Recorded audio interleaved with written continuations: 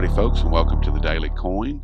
My name is Rory, and I wanted to thank you all for listening to parts 1 and 2 of this in-depth conversation with Mr. Rob Kirby of Kirby Analytics.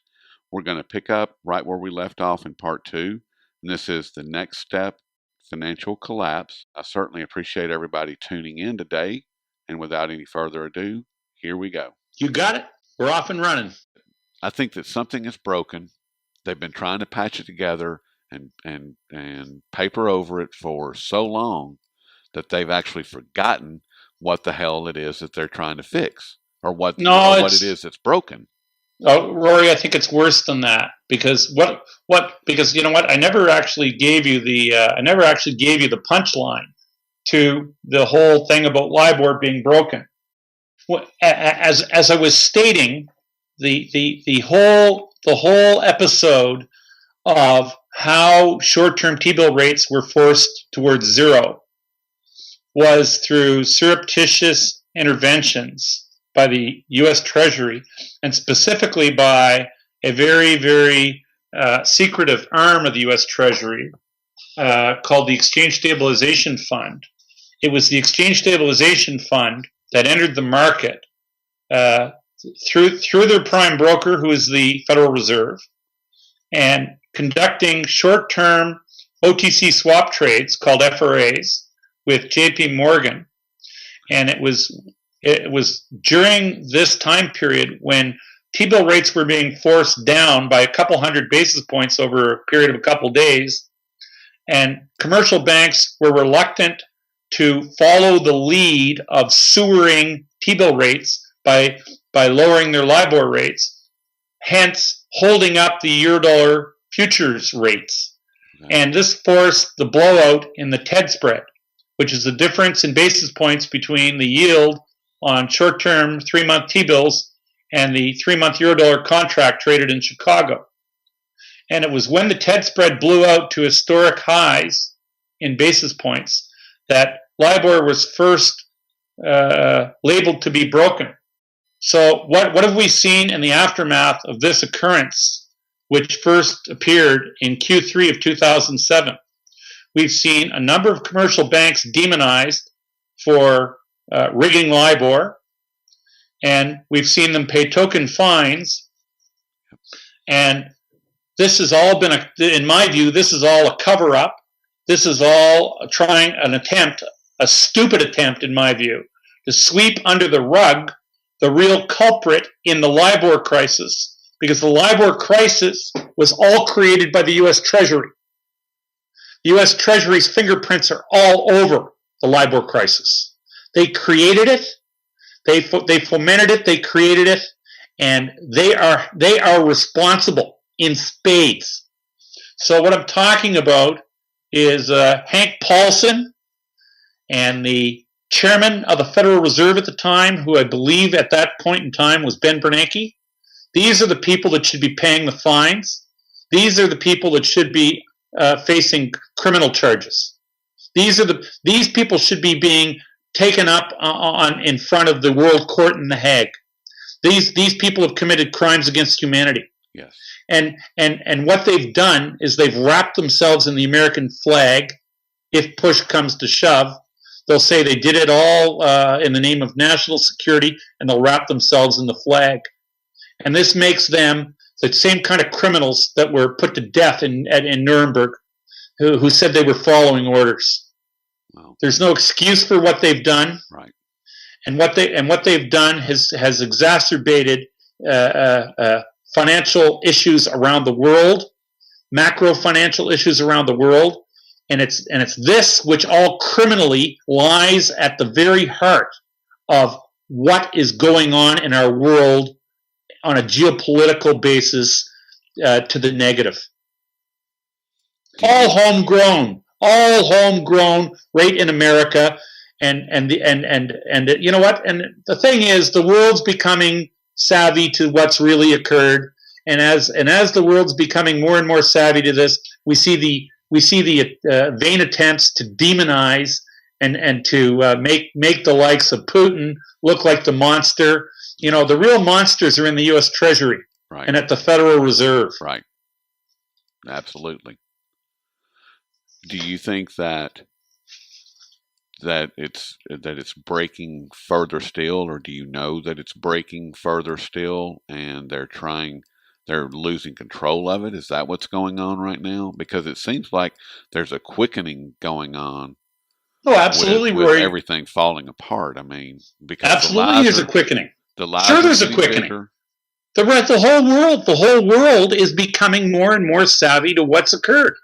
They're becoming more and more savvy to the notion that this has all been American led. This has all been American connived. And the rest of the world's getting very sick of it.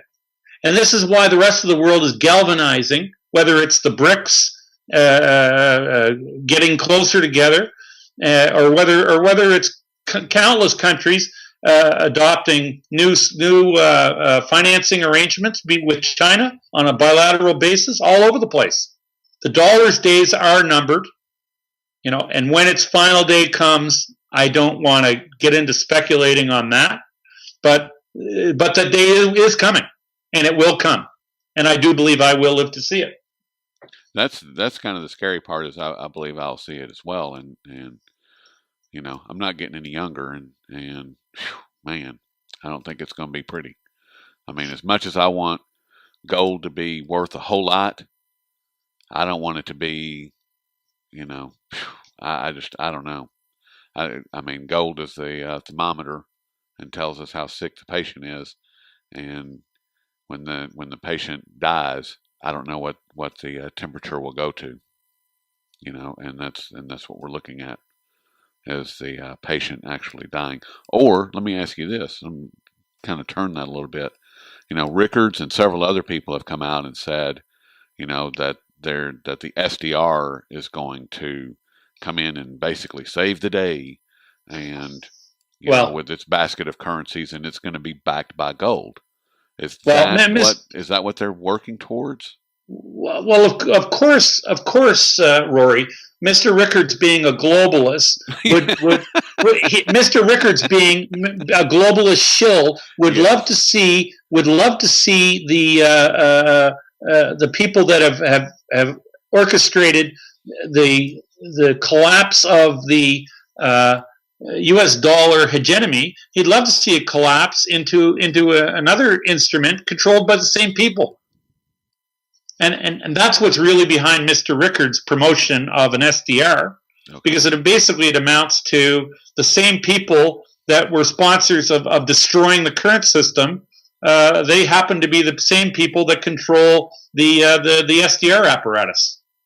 You see, the SDR is another globalist instrument. Right. So I don't think the rest of the world's going to be too keen on after the people that have burnt the current house down, handing them the keys to the new house. So, and hence the BRICS development. I think Mr. Rickards should go back to his gaming at the CIA, another globalist front organization. Yes. And he should try modeling up something in reality. So you don't really see the Eastern world getting on board with the SDR and being part of that, or not for a minute, unless they run it. Unless they run it, okay. If I understand correctly, they're pretty close to having their own SWIFT alternative, and once. That's Russia that's creating their own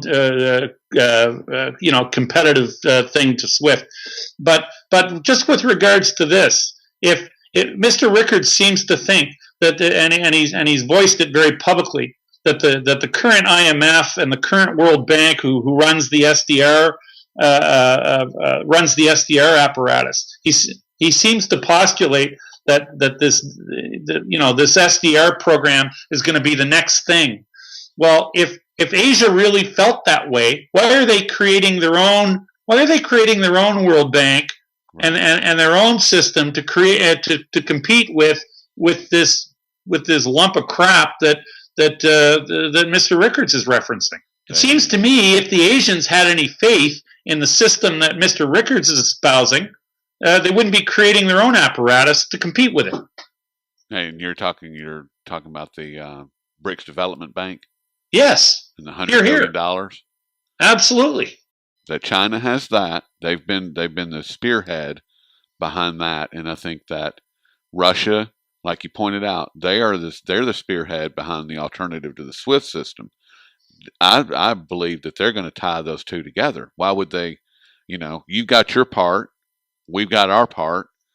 We're going to merge them together, but you work on it over there. We're going to work on this over here, but we're on the same. We're all in this together, and the whole idea is to get away from the dollar, get away from this debt and death instrument known as the dollar, and but we can't, you know, I can't do it all on my own, and you can't do it all on your own. So you go work on that part, and we'll work on this part, and South Africa and Brazil, and you guys, y'all got your part. Everybody buy gold.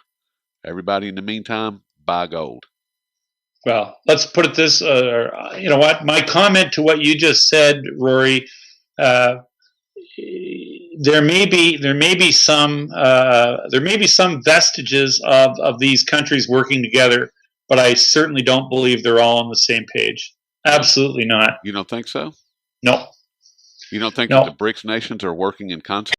Oh, I think the BRICS nations are certainly working in concert, but I certainly don't think that the BRICS apparatus is working in cooperation and in consideration of the current World Bank and IMF regime as controlled by the globalists. No. I'm saying that they're building the system to work outside of that.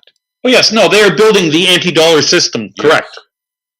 Yes. That's what I'm talking about. I mean, you know, and we can look at another piece of the puzzle. You know, if Russia's building the SWIFT system, China's building the bank, and Brazil been very vocal. Rousseff has been very vocal about the internet, and people may go, well, that's not that big a deal. Well, actually, it is, because it's the pipeline that allows everything in today's world to happen, and they're running the line from Brazil through South Africa, through India, through China, and it's going to end in Russia. And everybody's going to tie into that, and it's going to be outside of the Google, Microsoft, NSA database. And that's Here. so Yep. that's what I was talking about, as far as, you know, everybody's got their own their role to play, and those are three huge components right there. And once those three come together, which they should by the end of 2015, things are going to look a lot different. I mean, it's gonna be a much different place than where we're at now. As jacked up as everything is, I think it's going to get a whole lot worse before it gets any better. I really do. I mean, and I hate to be such a negative Nelly, but I mean, hell, all you got to do is look around. Yeah. Well, I agree with your point that you're making, and I think it could even come sooner. I do believe that we're right in the wheelhouse right now, Rory, and I do believe that profound change is imminent. Yes, that's. And speaking of which, I mean, we're basically 6 weeks from the end of the year. I mean, and I've talked to several people recently about 2015, and listened to several interviews, and there's a lot of people that think that 2015 is going to be a very significant year. And would you agree with that? Do you think that there's going to be just these world changing events happening next year? I mean, yeah, actually, in all honesty, Rory, I've been quite vocal in the last few months that I think we could see some very profound change still this year before the end of the year. Yes, I agree with that too. Yeah. I mean, I think that, you know, I mean, because if we just look at what's happened in the last 3 weeks, you know, Greenspan coming out, re-emerging, I should say, from the gold closet, you know, telling the world, you know, gold is money. It's an important monetary reserve. Quote, intrinsic currencies like gold and silver are acceptable without a third party guarantee. Those are words that came out of his mouth on October the 29th. I mean, with that being said, and the things that are happening with the bond market, with the QE, you know, with Japan basically coming out and saying, "Yeah, we're just going to burn our currency to the ground and it'll be fine." This is something that I just want to throw into the ring, Rory. Throw it in there. I don't know if you've ever heard of the rule of 72. I think it goes something like this. If you take the interest rate and you divide it into 72, it gives you how many years it should take for something to double in value. Okay. So I think it works roughly something along the lines of if you've got is that Elliott wave? No. I want to no. This is a mathematical rule. It's called the rule of 72. For example, okay. If you want to know how long it will take to double your money at 12% interest, divide 12 into 72 and you get 6 years. Okay. So in a 12% interest rate environment, it should take 6 years to double your money. All right? Okay. So working with that same rule of 72, with interest rates at, let's just say, well, the 10-year bond rate is at 2.30. Let's just say it's 4, okay, which is almost double what it really is. Yes. For money to double itself, or for a financial asset like a 10-year bond to double itself, 4 into 72 is how many? 16 is that? 16 or is that 17? About 17 years. That's with a 10-year bond at 4%. Okay. So investing in bonds, it would take you 17 years to double your money. So now let's look Now let's consider what's occurred in the last 17 years in the price of crude oil. Price of crude oil 17 years ago was around $18. And today, crude oil is 75, I guess, West Texas Intermediate. And so that's like up by a factor of 4. Not a doubling, up by a factor of 4. Okay. So what that suggests to me is that the price of oil has gone up something like 3 times more than a financial asset would be expected to go up in the prevailing circumstances. But all I'm saying is what that should tell us is that crude oil, because of how many times it's gone up over that period of time, you would think that crude oil would be considered to be in a bubble. And yet people are talking about cheap oil at $75. Okay, we're told that oil at 75 is now cheap, but 17 years ago, it was a quarter of what it is today. But today it's cheap at $75. We're now told in the mainstream financial press that the price of gold at $1,190 is cheap gold. Well, I think in 1998 the price of gold was $256. It's up by a factor of 5. All I can tell you is, in the neighborhood that I live in Toronto, Canada, we never saw a crash in real estate prices at all in the 2006, 7, 8 period.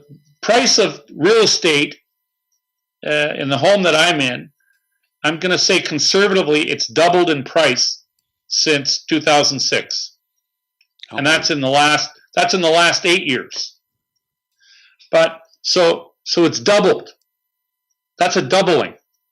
And yet, I've got people running around saying that real estate's in a bubble because it went up, because it doubled in 6 years. Huh. How is it that the price of oil can go up 4 times and it's considered cheap? The price of gold's gone up 5 times, it's considered a bubble. And the price of real estate's doubled and it's called a bubble. Huh. And you meant gold is considered cheap. She said about yeah, gold. Okay, I mean gold's considered having been crushed. Yeah. It just seems to me that the people that assign these monikers to things, it's all very arbitrary. And so what is cheap and what is expensive? Because you see, all they're doing is they're deflecting the commentary away from what the real issue is. And the real issue is that there's been a lot of money printing. There's been a debasement of currency. And what we've seen is the powers that be try to effectively channel the excess dollars that have been printed. They've tried to channel them into certain categories. They're trying to pick winners. They're trying to pick winners, arbitrarily pick winners, and pick losers. Because there are certain things that money would naturally flow into that would make their money printing look more criminal than what they'd like them to. Yes. There are certain things, like most people are very happy when their 401k goes up in value. Most people are happy when their real estate goes up in value. The system hates it when gold goes up in value because it shines a light on the fact or the notion that there's been gross monetary debasement. They don't like to talk about the price of oil too much as having gone up 4 times. Instead of being outraged that the price of gold's gone up 4 times, instead of being up in arms about the price of crude oil going up four times in value, they'd rather say that oil's cheap now at 75. But if the price of gold goes up 4 times, the system will do everything in their power to try and pound it back down. Gold's in a bubble.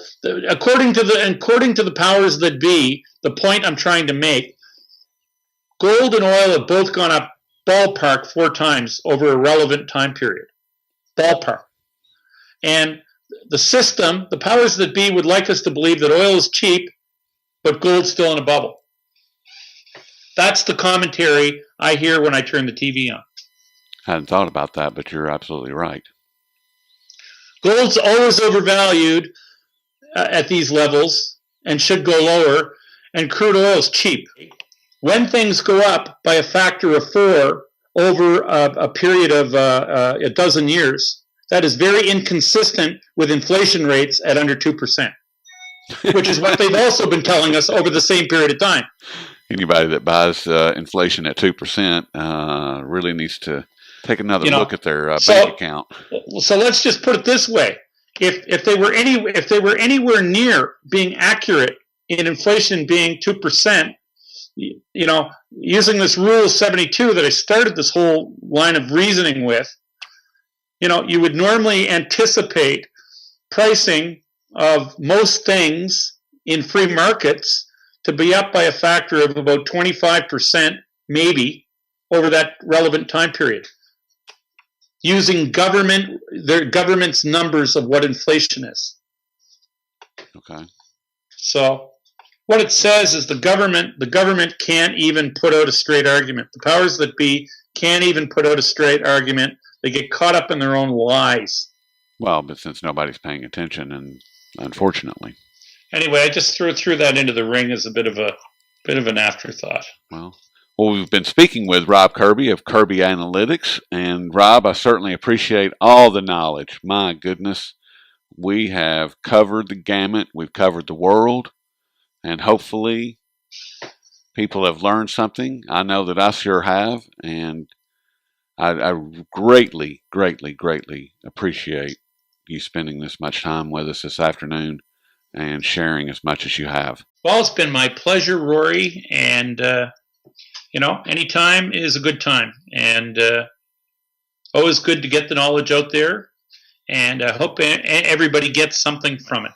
Well, thank you so much, and you folks just please visit Rob and lots and lots and lots of free information at his site at KirbyAnalytics.com. I'll talk with you soon, and once again, I really appreciate all your time this afternoon.